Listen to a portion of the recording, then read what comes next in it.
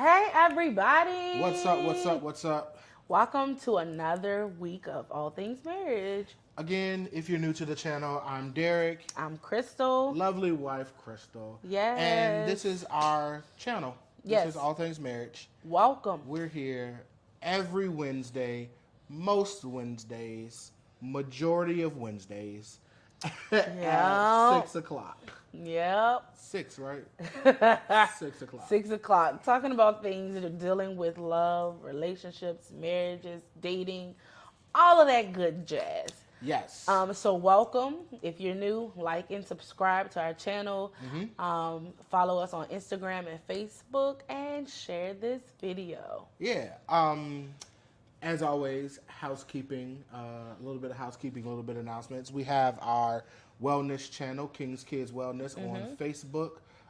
It's a Facebook group where we talk about health and fitness and mental health and physical health and emotional and all of those things like that. And as a matter of fact, I recently just put up a post of something that I'm kind of doing in my life at this particular time. I'm not going to go into details here, but you can head over to Facebook. It's King's Kids Wellness and check that out and see what I got going on in my personal life.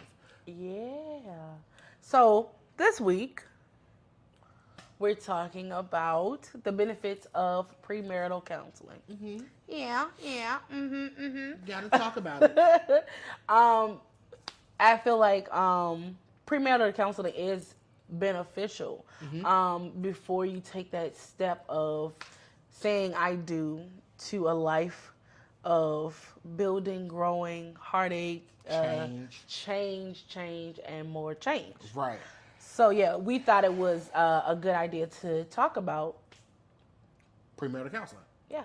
Yeah. So, and with that, full disclosure, we've been married for 5 years now. Going on on six, six. like- Going on. But yeah. I said going, but Yeah, sure. no, you did. No, you Anyway, didn't. we've been married 5 years, going on 6. 6 will be in June, so 6 Yeah. months away, halfway there. Yeah, And we did our premarital counseling before we got married. It was fun, it was interesting, it was entertaining, and it was a learning experience. Yeah. It was and- insightful. Yeah, definitely insightful. And so, we personally suggest that anyone who's looking to get married do some form of premarital counseling. I would honestly say not only do like counseling with your pastor or whomever is officiating your wedding, but also seek, like, not to say that your pastor's not professional, but I mean, if you got that 2 for 1. yeah, then great. But also seek some outside counseling as well, just to get a slightly different perspective on it. Because as we've talked about here on this channel, and I'm sure most of us out there in social media land know that communication in any type of relationship is key, and it is essential. You have to be able to communicate. Yeah. I think Effectively. Right, communicating effectively and comprehension skills is like massive in relationships. If we don't know how to communicate with each other, we can't get anything done. Seriously. So premarital counseling helps a lot with that. Not just premarital counseling, but counseling in general. But we were talking about premarital counseling. Premarital counseling, it helps with opening up that communication. And you might say, well, we communicate well. We haven't had any problems, now. So me getting engaged doesn't scare me with our communication, or it's not going to hinder anything. We're going to still work and communicate how we've been communicating. And that's fine. That's nice and all. But as we said, we change. We grow and we develop all the time. Our nails, the smallest thing, well, probably the hair, follicles, but the hair as well grows every day. So if those things that are attached to us grow every day, we're growing every day. Right. Mentally, emotionally, we're growing, we're developing, we're evolving into something new, something different than we were yesterday. Yeah, yeah. And so with that, we can kind of get like into the weeds of the conversation. And I'll speak as always. I'll try to speak from the male perspective, right?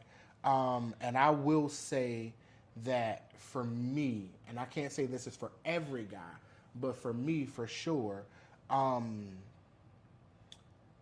when I hear, oh, we need to go to counseling, whether you're talking premarital or you're knee deep, and you're having trouble and you're trying to make it work. When I hear let's go to counseling, immediately it feels like an attack, right? Like I'm not doing something right. Yeah. It legitimately feels like an attack, and society has placed, because of media, different media outlets, whether it be your television shows, your movie, or friends, family, whatever. Society has placed this mentality that when you go to a counseling session, especially when you go to couples counseling, you're sitting in front of some woman. Because it cannot be a man. It can't be a man for some reason. Can't be a man. But like now, a man can be a counselor, but like now, men can be marriage counselors as well. But like, typically speaking, when you think marriage counselor, you're oftentimes thinking of some older woman who has had her ups and downs in relationships. She's not even married herself. She's not even married herself. She got 12 cats. And so you're going to go and sit in front of this woman, and your wife or your girlfriend or whatever your standard, like whatever your status is, they're going to essentially gang up on you and tell you everything that you're doing wrong. Yeah. And it's going to be an attack on you as a person, as a partner, as a man. And that doesn't feel right. Yeah, and on the flip side, I feel like it partially because sometimes women can, when trying to get their partners to go to counseling, it's kind of like we need to go to counseling after you've expressed something that your partner wasn't doing correctly. Right, something you're unhappy So if A plus B, it got to equal C. Yeah. In the man's brain. Yeah. So if you're telling me I'm doing something wrong and then say we need to go to counseling, it's because you want this counselor to tell me the same thing that you're telling me. You want them to agree with you on what I'm doing wrong. And that feels like an attack. And so naturally, if I'm feeling attacked, my natural reaction is to either to defend against the attack or avoid the attack. I ain't going. And so naturally, it's just like, no, we don't need counseling. No. But I will say this, again, men, counseling is marriage counseling especially, is not about you being told what's wrong. You know what I mean? I think that's something that definitely should be cleared up. And it's not about telling the female that you're doing everything right. Yeah, it's literally about understanding how each other communicate. Yeah. Right. And learning to communicate effectively.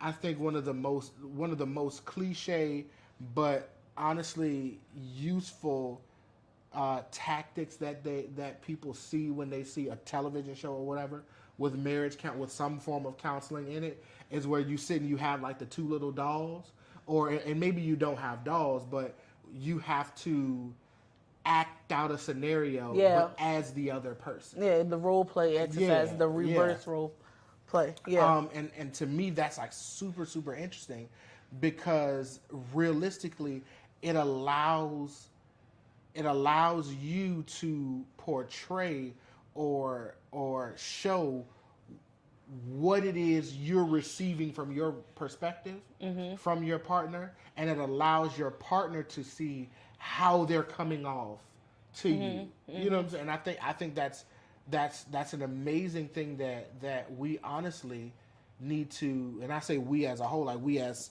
a society need to really put into practice, trying to understand how the other person perceives me, not how I think I'm being perceived, Yeah. right? Or not how I'm trying to come off, Yeah. but how that person is actually receiving me. And how we feel we're being perceived by other people limits us from being successful and giving in our relationships.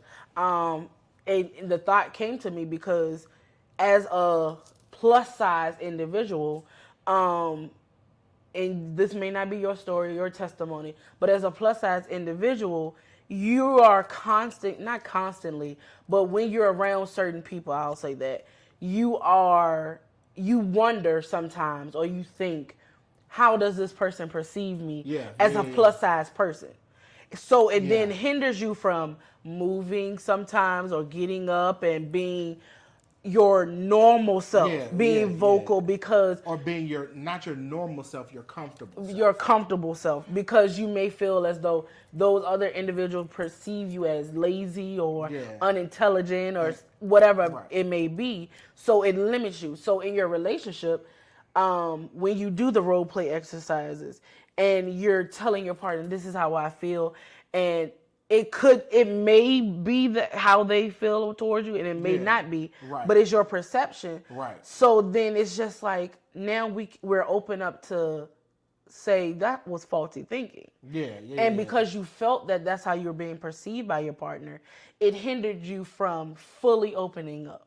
Fully communicating your feelings, your wants, and your desires. And I like that. I like that you use the example of being what I call a plus size model. Right. And that's Thank you. I did do some modeling in college. And that's not even for like just women. I call, us men plus size models as well, But but one thing I wanted to make that distinction of darn it, I lost my train of thought. Wow, I'm so sorry.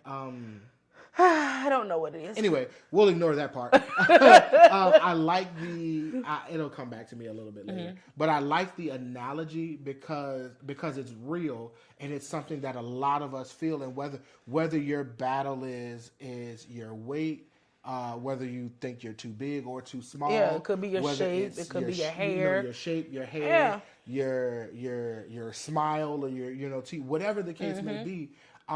Because I'm thinking about my hair right now. I'm just bro. I distinctly remember several instances of friends that I've had over the years.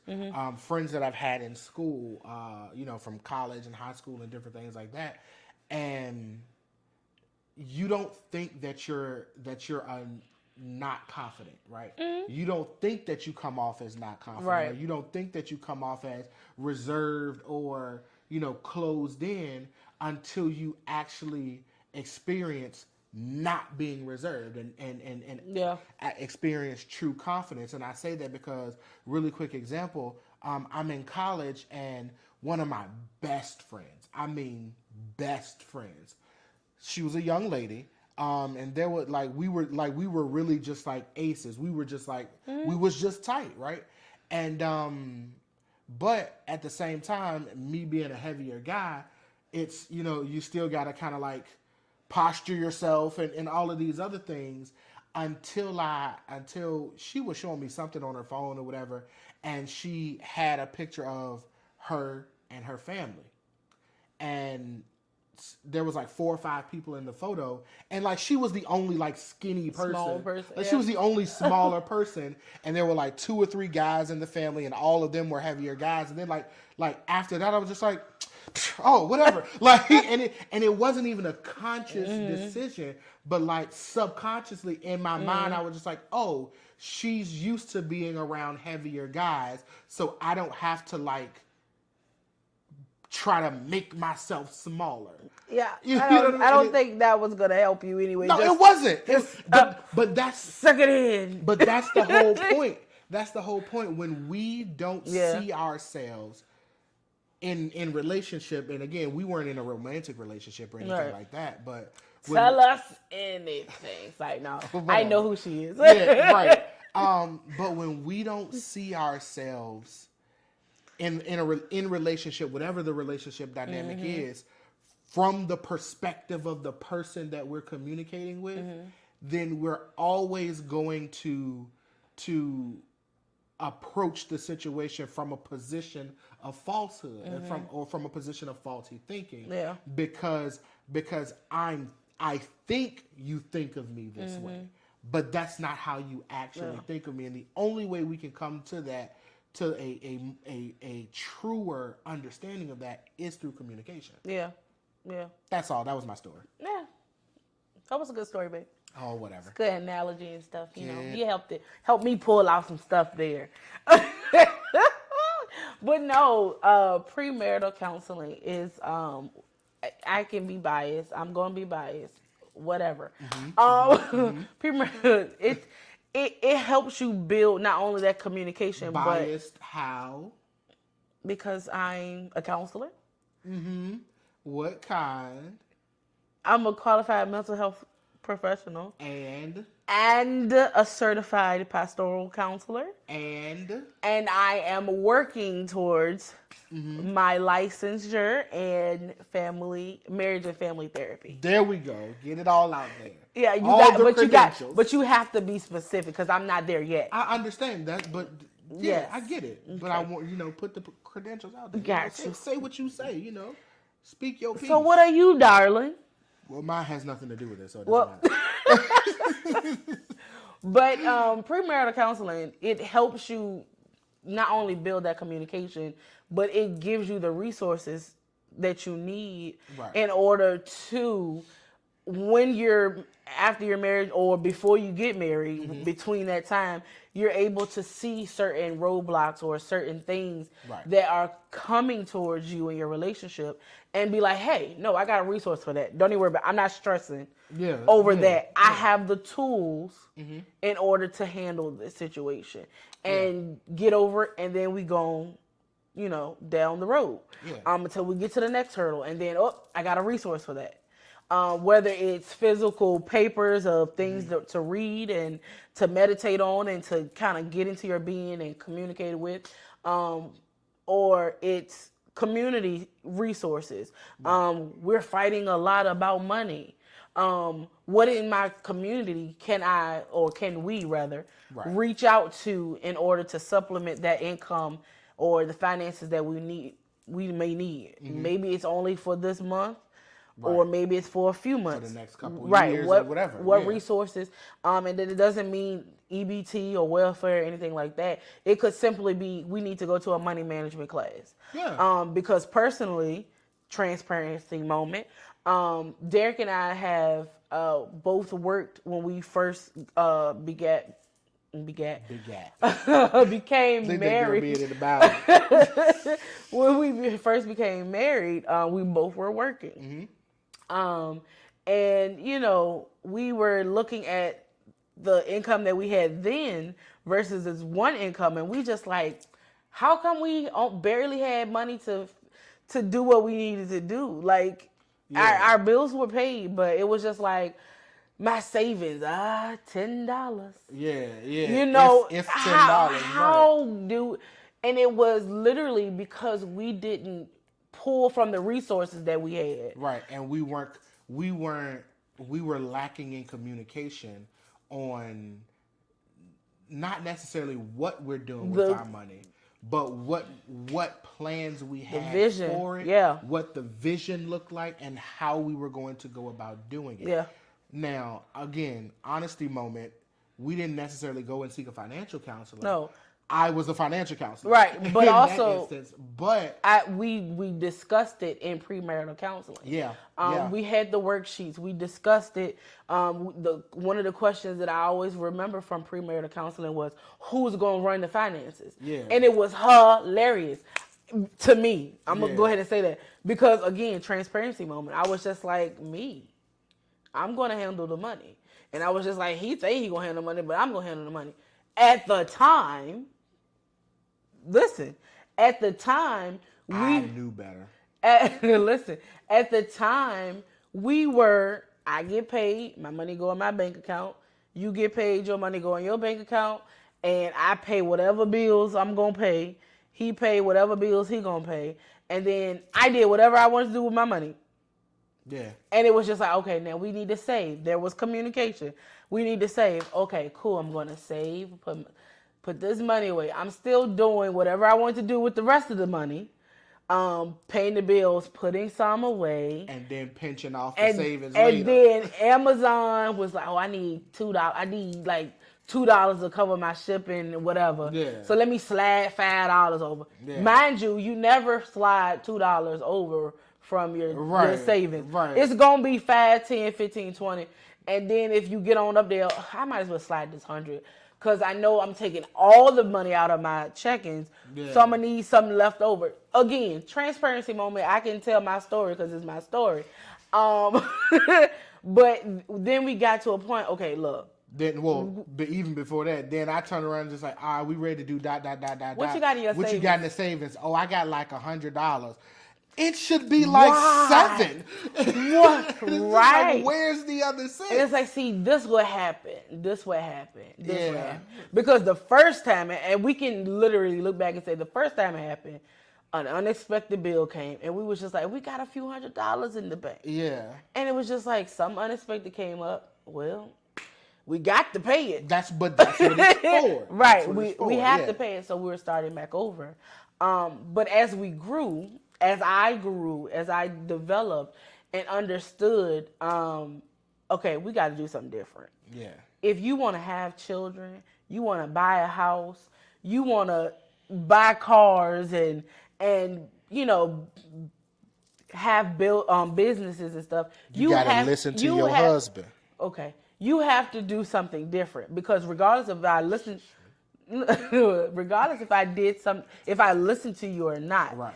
If I was still playing with the extra money and just figuring out a way to get it back, you know what I'm saying, later, I'm still not benefiting because I could save the money I got and then figure out ways to get more money. Yeah. You know what I'm saying? Yeah. So we will have more money.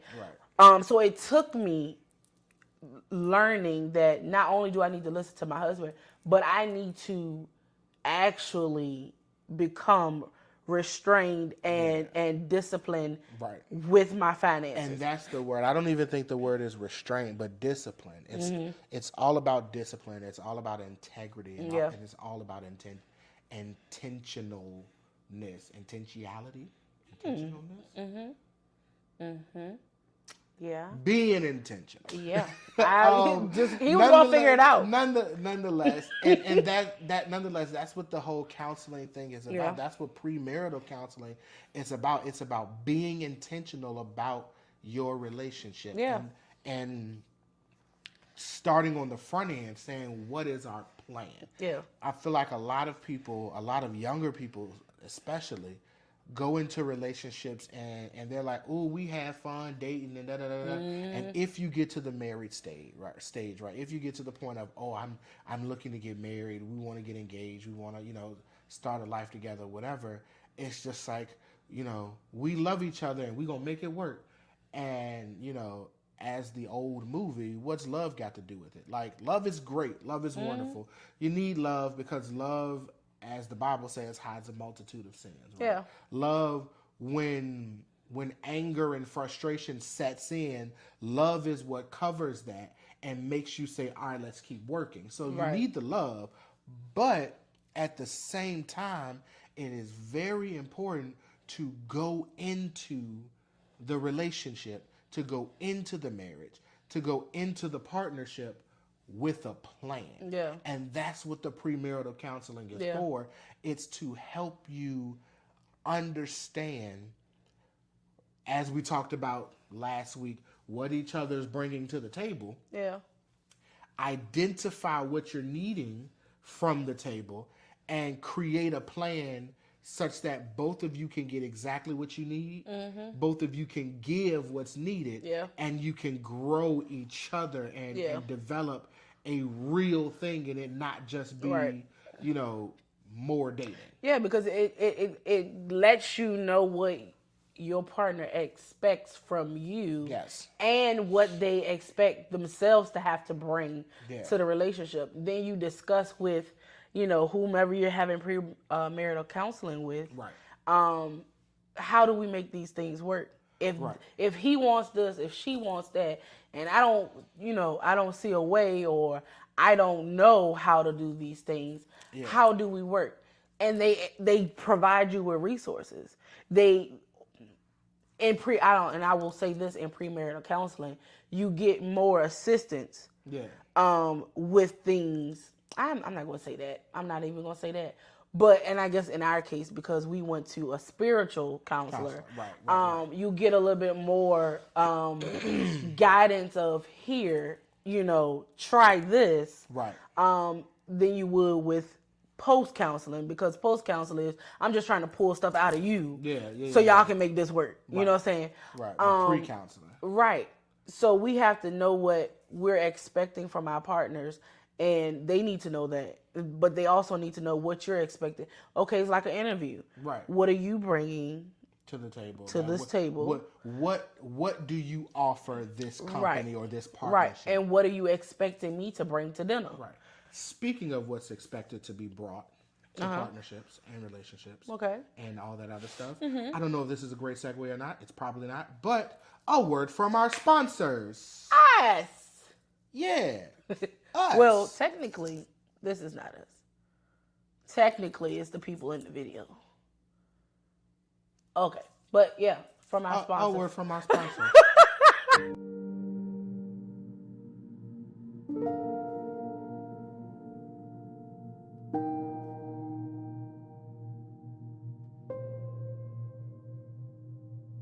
When a woman submits to a man that says, I love you.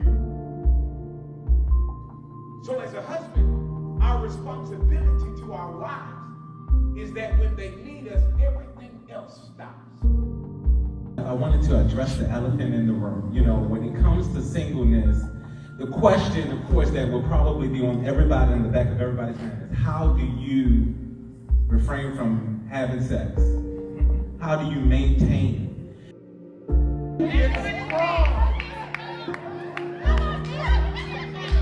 So it is what it is. You might as well be honest.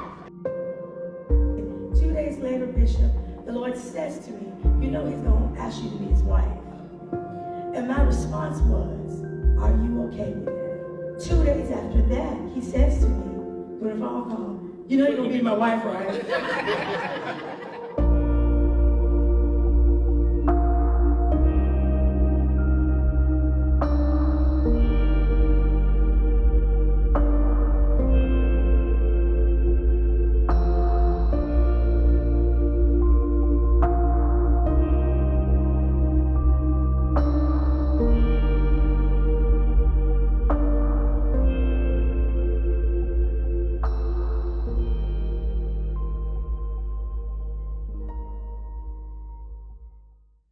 Yes.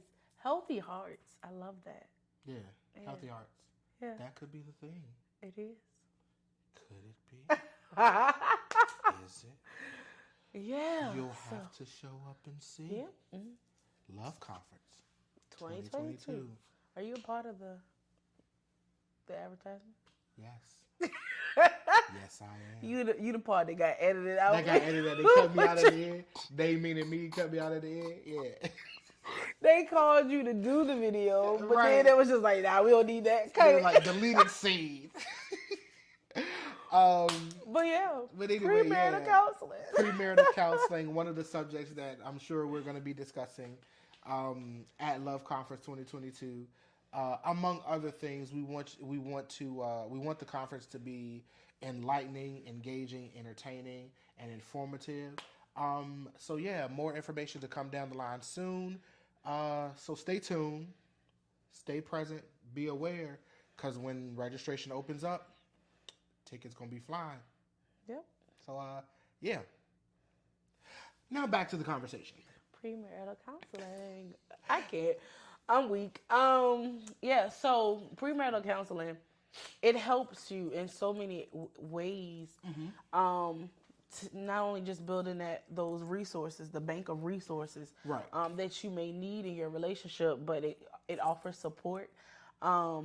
Just with the individuals, and we had a couple to do our premarital counseling. Yeah. So it helps you with getting that support that you need from those individuals that you can go back to possibly later on if you need to, kind of sharpen the tools in the tool shed, Yeah. or re-up on. I know we talked about this, but I can't remember what you said. X, Y, and Z. It builds that support system, so you don't have to worry about I need to talk to somebody because this person is getting on my nerves, or they've done something that I don't feel like is forgivable, and I just can't trust them anymore. Right. And you need to have that safe space that you Right. can say those things to after you felt like I've tried everything I can. Yeah. And Yeah. I just need some help. Right. And because honestly, I think when you deal with certain things in life that can seem as a betrayal, and the easiest thing is, cheating and infidelity, it seems so hurtful, and it cuts you real deep that you don't know how. Yeah, you might say I'm going to leave this person because they cheated on me. Right. But then you don't realize that you are still hurt. After you said I'm leaving and you left, you may even have gotten a divorce or broken up or whatever, and you're still hurt. Yeah, no, You seriously. are still cut to your core. Yeah. You have diminished in trusting people and relying on people to be Right. there. You still need somebody to talk to and to heal. Right. And a really, really good example of that is, again, on a more physical standpoint, our car accident that we had a couple years back. Yeah. Now, mind you, went to the doctor, went to the the foot specialist and the bone specialist and all these other things, got it braced up, all of those things. Foot heals up, back walking, all of that other stuff. But still, there is pain.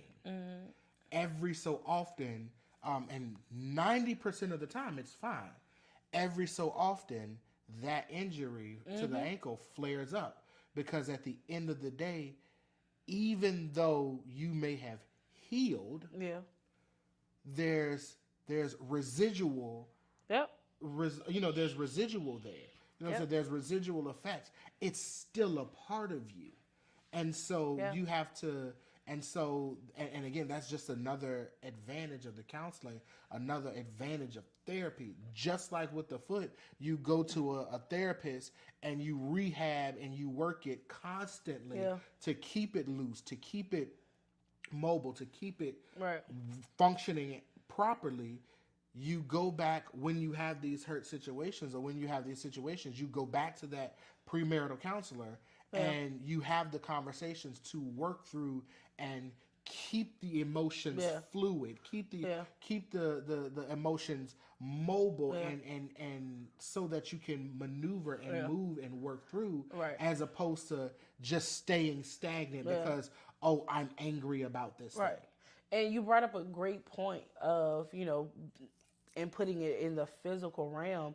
But let's just say if I have been in relationships, regardless if it's romantic relationships or just friendships or mother and father relationships, or mother and child, father and child relationships that were not pleasing, that were not positive, that were detrimental to my health, and it was a negative impact on my mental health, my emotional health, and I don't ever resolve these issues. I don't ever heal from these relationships. And I'm just packing on 1 year after the other, one relationship, one bad relationship after the other. Yeah. And then I try to get into a relationship with someone. Yeah. And we are the sum we're total. trying to move into getting married or taking our relationship to the next level. And at some point in life, something is going to come up.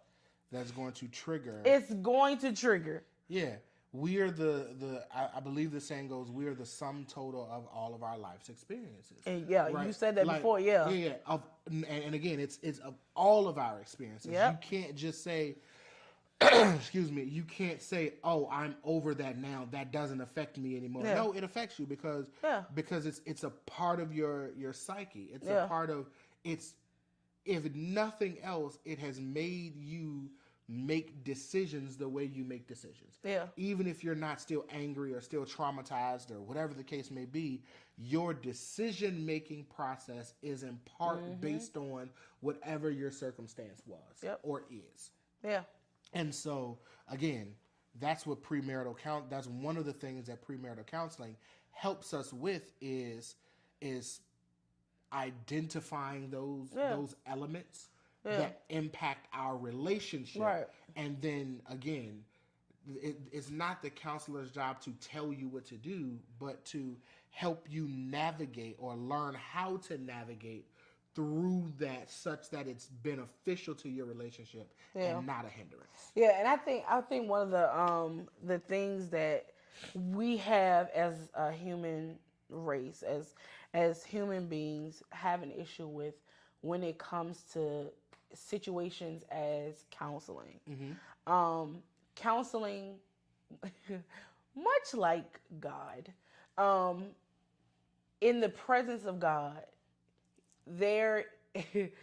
you cannot not see yourself. In the presence of God, it not only allows you to see him clearly, in the true presence of God, it allows you to see yourself. Yeah.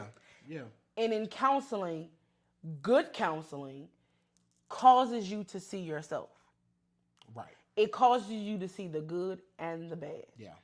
And we do not like people, as we would say, checking us.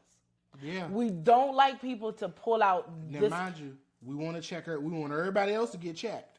Right. and mind you, I understand, yes, for the people in the back. Yeah. I understand you, that mote in your eye, you need to get that out. You can't talk to nobody about their mote in their eye until you get that beam out yours. I understand all of that. Scripture is there for a reason. But I also attest to the wise counsel. If God didn't want us to seek out wise counsel, he wouldn't have put it in there. No, I shouldn't condemn you for anything that you have done in our relationship and hold it over your head. But if I need to check you, if you need to check me, we need to be checked. Somebody got to get checked. Somebody got to check somebody. Somebody has to bring, and again, counseling is not going, oh, baby, come here, let me tell you all about yourself. That's not how it's done. But at the end of it all, there should be a moment of, aha, my stuff stank. Yeah. And I need to get it together. Mine don't. Yep. Counsel him. And that's what a lot of people, literally how people do. I'm fine by myself. I'm fine the way I am. I ain't gonna say by myself because clearly this is about love and relationship. People think that too, but I'm fine how I am. Yeah. And when somebody comes in, it burns me up when people say, it doesn't burn me up, but it's a pet peeve of mine, that when people say that if they love you, they'll accept you for who you are, and da-da. And I was just like, well, we following God. And God said, come to me as you are, but don't stay there. Yeah. Don't stay there. Show up like you are. And that scripture ain't there together like that. Yeah. But it says, come to me as you are. But then when you meet me and I become in you, then you are a new creature. That means you cannot stay. You brand new. You cannot different. stay the same. Yeah. So in our relationships, because family is fashioned after God, and we always end up talking about God because that's just in us. I'm not sorry. But I say show up like you show up, but get dressed real quick. Quickly. Like get different. Quickly. Real quick. So we have to realize that in our relationships, that yes, I fell in love with you how you were, but I require more from you. And premarital counseling will help with that. because and I'm sorry, just to add one more thing to what you said. No, you got it. When we said we're trying to make it work, we said we love each other and we gonna make it work. Yeah. Premarital counseling is the first step to say I'm willing to do any and everything I can to make us work. Yep. I'm sorry, go ahead. I didn't forget that. It's okay. Oh, I'm so sorry. It wasn't a big deal. It's terrible because I'll do the same thing. I'll be like, dang, yeah. I forgot what I was about to say. Yeah. It's all Yeah. good, though. It's all good. No big deal. Yeah. Nonetheless, I think we'll wrap it there. I think think that's we'll wrap it pretty there. good. I mean, premarital counseling. Go get some counseling. Post-counseling. Go get you some help. Look, I think some people need to go get individual. I ain't gonna say some people. We all need individual counseling at some point in Like, time in our truth be life. told, darling, truth be told, I've been thinking about it. That's awesome, baby. I've been thinking about suggesting it both on, for both of us individually as well as, as a couple. Okay. Because again, we talk about and we for lack of a better term preach about seeking help and making the steps and making the strides and all of these other things. But honestly, I think it would be beneficial not because I feel like we have problems. I mean, or not because I feel you want to not have the problems. Yeah. And be like, okay, let's go ahead for our routine checkup. I don't want to wait for my car to break down before I go. And that's more so the mindset. Yeah. It's having the routine checkup, because a lot of times, again, just like with our physical health, a lot of times we can nip what? The Lord is telling somebody to go check their oil right now. Go There outside. is a light about to pop on. Go outside. Check your oil. Check your brake fluid. Check your washer fluid. You ain't check been your coolant. Check your air tire pressure. Just check it. You ain't been to a mechanic since you had to to get the car checked out, and you know they don't be doing no Like, thorough check. You go for inspection. That's Your it. tires are bald. And it's gonna blow any moment now. Go check Check your car. Take it. it. If you don't know how to check it, take it to somebody who can. Who can check it. And that's the whole point. If you don't know how to check it, go to somebody who can check your relationship. Yes. Right? And so, and again, it's not for me, it's just like with your physical health or with your car or with any other thing. Preventative care is still care. Yep. And we a lot of times don't go to the doctor until something's wrong. Yep. My knee been hurting for 3.5 years. Yeah, like this ankle been bothering me for about 2 months. You go to the doctor. What brings you in today? Yeah, my ankle been bothering me for about 2 months, and I know the doctor be thinking, clown, you should have came 2 months ago. Especially since it's hurting and swollen. And swollen, like yeah. But nonetheless, the point of it all is preventative care is the best care. Yep. And so, as a measure of preventative I'm gonna quote care, you on that. Sure, darling. I like quoting people. Clearly. If you don't know me, I like quoting Clearly. people. And so, as a means or a measure of preventative care, I hadn't pitched it to you yet. But I had legitimately, even this week, been thinking to myself, we should probably seek out some form of counseling, and it doesn't have to be an every week thing. I or need even some an every month some thing. addiction counseling, because I'm addicted to sugar, y'all. And That's- it is not good. That's a different one. We can work on that one separate. Right. And mind you, people, addiction. I know we've been wrapping up for like 5 Yeah, minutes. we It's did. all good. Addiction counseling is, you might be like, I'm not addicted because you don't smoke or drink or do something every day. Yeah. If you do stuff Talk in about it. excessive amount for Preach. 3 days and then you go 2 months and then you do it again, What the word say? that's addiction. You are addicted. Don't look at the person who drink every day and be like, oh, they got an addiction. No. And you sitting here eating. You get smack faced every 3 days. Like every 3 days in a row, you get smack face, or you binging food and da-da. Yeah. And then you be like, I'm fine. You sitting here talking about the person who smokes marijuana or drinks alcohol or some other heavy narcotics saying that they're an addict. Meanwhile, you go get a roll or you go get a pack of Oreos, and in 10 minutes, the whole entire roll of these 3 rolls is just gone. Yeah. Like you all at once. That's an addiction. Yeah. That's a problem. We're not gonna get into. But we're not talking about addictions today. Maybe We'll talk about addictions. It came to me because I said I needed AA.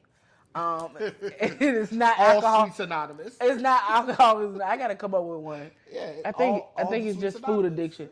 But until next time, y'all. Right. We be having random thoughts. No, so seriously. Excuse us. Maybe we can talk about addiction next week. Yeah. If we offended you, go get counseling. Yeah. I would say sorry, but not really. I offended myself. Nope. No, I offended myself. Okay. Cause I want a cookie right now. Anyway, we'll catch you guys next week. Again, if you're new to the channel, like, comment, share, subscribe. Follow us on Facebook, Instagram, TikTok. Be on the lookout for the Love Conference, and we'll see you guys next week. Love y'all. Deuces.